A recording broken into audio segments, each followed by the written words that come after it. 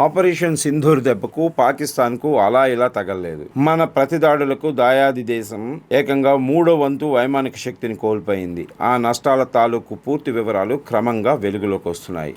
మన బ్రహ్మోస్ తదితర క్షిపణులు పాకిస్తాన్లోని 11 కీలక వైమానిక స్థావరాలపై విరుచుకుపడటం తెలిసిందే.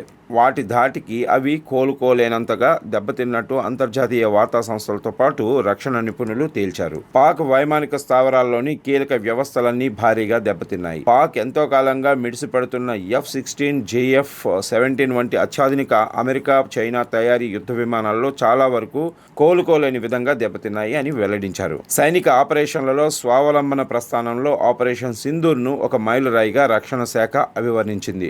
భారత రక్షణ పాటవానికి ఆ రంగంలో సాధించిన స్వావలంబనకు ప్రతీకగా నిలిచిందని పేర్కొంది. సరిహద్దులు దాటకుండానే పాకిస్తాన్లోని ఉగ్ర శిబిరాలతో పాటు ఆ దేశ నలుమూలల్లోని కీలక సైనిక వైమానిక వ్యవస్థలను తుత్తునీయలు చేసి చూపించాం.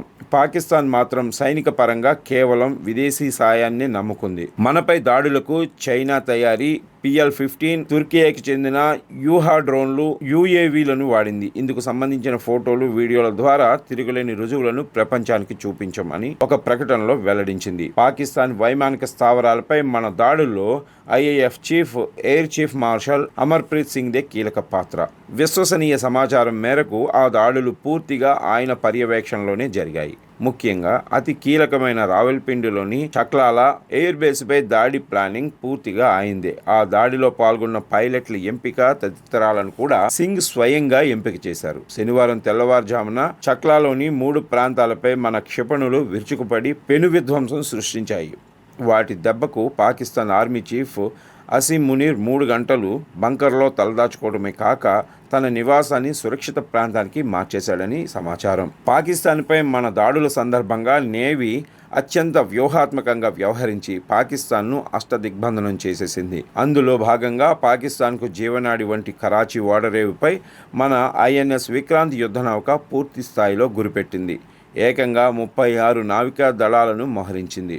అవన్నీ బ్రహ్మోస్, MRSAM తదితర క్షిపణులను ఎక్కుపెట్టి ఏ క్షణాన్నైనా ఉపయోగించేందుకు సిద్ధంగా ఉంచాయి. అంతేకాకుండా వరుణాస్త్ర వంటి అత్యాధునిక టార్పెడోలతో జలాంతర్గాములను కూడా INS విక్రాంత్ పూర్తిగా సన్నద్ధం చేసింది. దీంతో మరో దారి లేక పాకిస్తాన్ నేవీ కేవలం పోర్టుకే పరిమితం కావాల్సి వచ్చింది. భారత్పై పాకిస్తాన్ సైనిక చర్యలను పూర్తిగా ప్రధాని షహబాజ్ సోదరుడు నవాజ్ షరీఫే పర్యవేక్షించినట్లు తెలుస్తుంది. మనపై దాడులన్నీ ఆయన కనుసన్నల్లోనే సాగినట్లు సమాచారం. నవాజ్ షరీఫ్ 3 సార్లు పాక్ ప్రధానిగా చేశారు. ప్రస్తుతం అధికార పాకిస్తాన్ ముస్లిం లీగ్ నవాజ్ పార్టీకే ఆయన సారథిగా ఉన్నాడు. 1999లో ఆయన ప్రధానిగా ఉండగానే కార్గిల్ యుద్ధం జరిగింది. పాకిస్తాన్ POKలోని 9 ఉగ్రస్థావరాలను నేలమట్టం చేయటం తెలిసిందే.